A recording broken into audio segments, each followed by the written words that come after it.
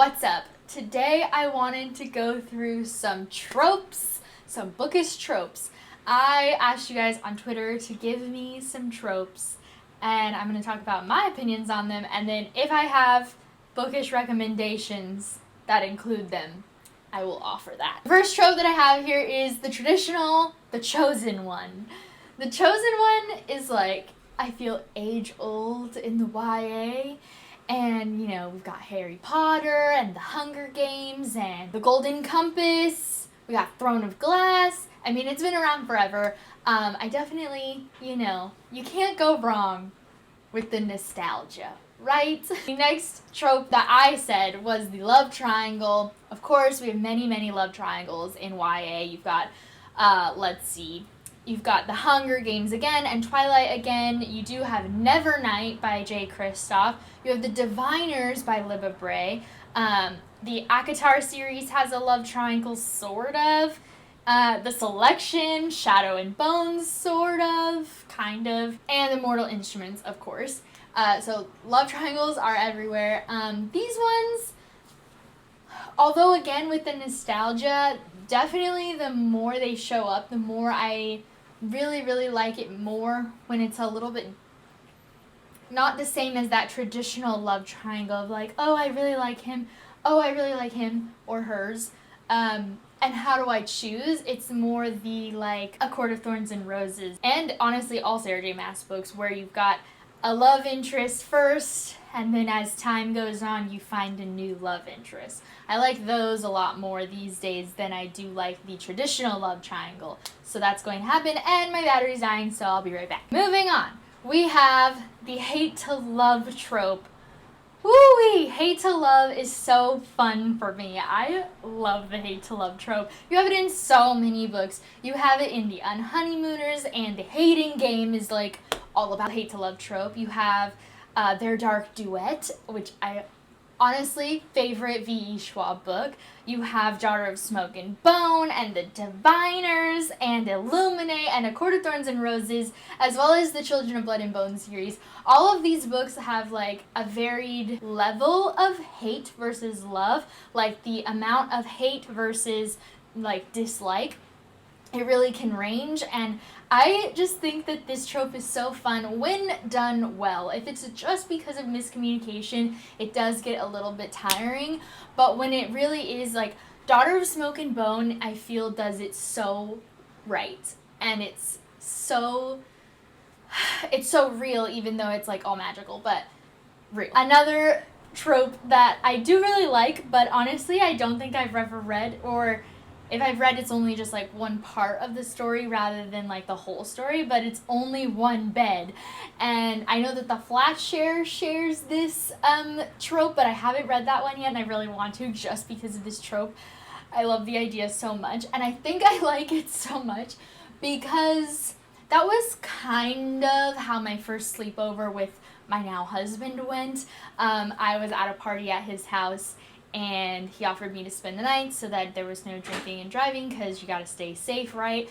And he was like, hey, you can sleep on the couch or you can like sleep in the bed, and I was like, I'll sleep in the bed. So fun. Okay, the next trope is Here Comes the Cavalry. Cavalry, can't say that word.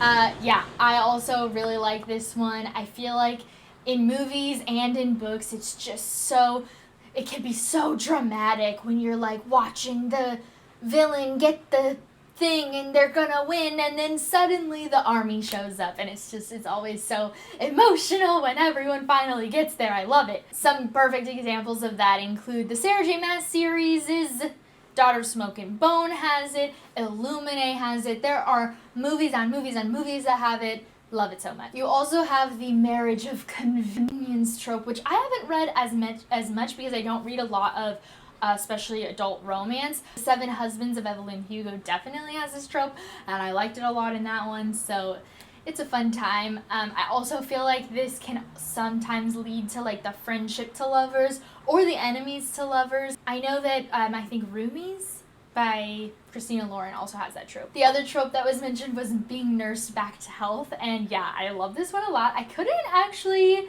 think of that many like specific books that have this, but it's in so many books, and it makes me think of Beauty and the Beast, honestly. That was like the only thing that could come to mind, but I absolutely love it. Then there's insta-love, which is one of my least favorite tropes. I need to really believe it, and like, it's not to say that you can't have like some sort of like connection or attraction or something immediately and instantaneously, but like the immediate, oh, now I'm in love is, it's a really fine line to get me on board. And then there's also the damsel in distress. Personally, I like it when it's a male damsel in distress. We'll get there. It's age old. You've seen it in 1,000,001 movies. It just makes me think of like Hercules when she's like, I'm a damsel, I'm in distress, I've got this. It's great. Fake relationships is another trope that got brought up, and of course, love this one. It's very similar to Marriage of Convenience in my mind, but sometimes it's like just in the moment, like, oh, we need to pretend. I think the Unhoneymooners does it really, really well, and it happens like a couple different times throughout, and I just really, really like it. And then, of course, like I mentioned earlier, we have the friends to lovers trope. Also can be well done. I think that this one really hits the best for me, especially in contemporary. I love seeing that like really good connection. Now, there's a difference though when we get like petty and we're like, oh, I've been in love with you for years. I don't like that. But I do like it when it's like that slow build where it goes from friends to lovers. I love that. Hidden royals, hello, they're everywhere. Cinder was the one that came to mind when I wrote down this trope, but yeah, there are a lot of different hidden ones. I mean, Throne of Glass has one as well. They make me happy. Also with Awakened Powers, Throne of Glass is another perfect example of this, but Awakened Powers is also really, really fun. I love, again, when there's just like that growth, like especially the character growth where it's like, oh, I thought I was normal, but now I'm not, and like I actually have all this power, and now I have to learn how to control it.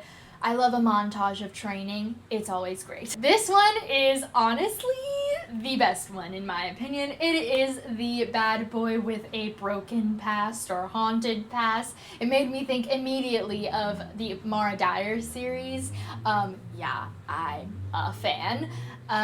There's like so many with a haunted past. I mean, the list just goes on from traditional YA of like Twilight to new stuff, and it doesn't always have to be a man. It can be all sorts of different haunted pasts, but I love it. The next trope that was mentioned was gathering group to like battle with the villain, and yes, I love that. Sometimes it can feel a little bit contrived, like, oh, it just so happens that this magical thing that would otherwise be impossible to get through is saved by the one person we happened to ask to show up, even though we had no idea that this problem would be in our path. That can get annoying for sure. It's not always perfectly well done. Sometimes it's a little too convenient when we've got just this like perfect group that can get through everything because each person brings something perfectly relevant to the table. So it's a little bit harder to like do this well, I think, but it can be done well, and when it's done well, I like it. Oh my gosh,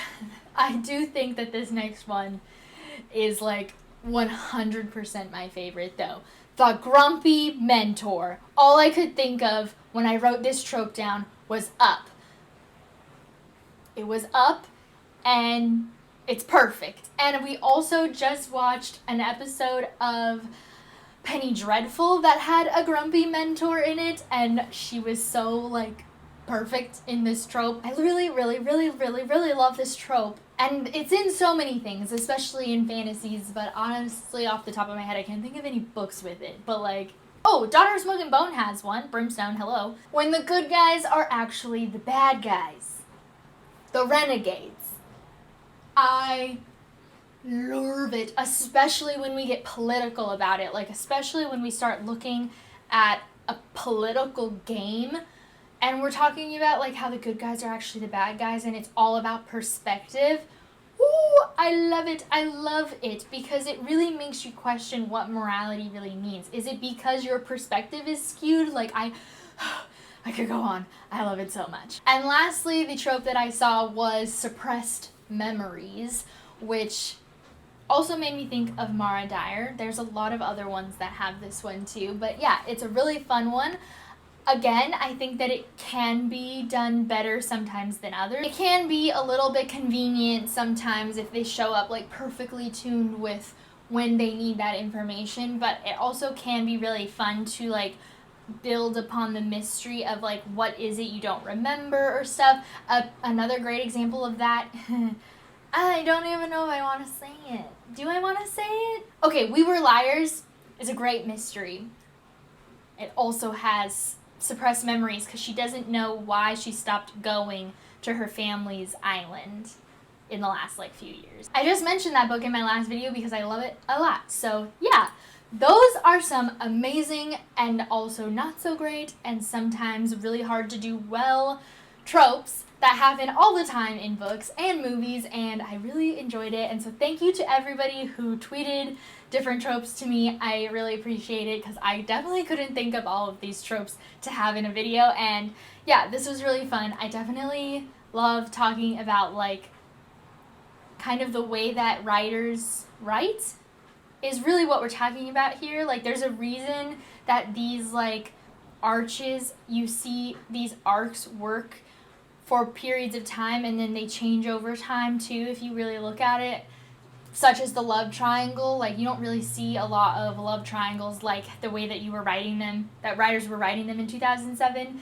Now you see them more like as time passes there's multiple people that the main character might like and fall in love with, and yeah, I like it a lot. So I hope you guys enjoyed this video. Please give it a thumbs up if you did. Make sure to hit that subscribe button if you haven't already. I make videos every Monday and Wednesday on this channel. I also have a second channel that's all about lifestyle and life. I'm vlogging right now for the OWLs, but I also have some vlogs up on my second channel that's related to like the stay-at-home orders and stuff. So if you're interested in following along with me of like what I'm doing with my life while all this is going on, then that might be fun for you.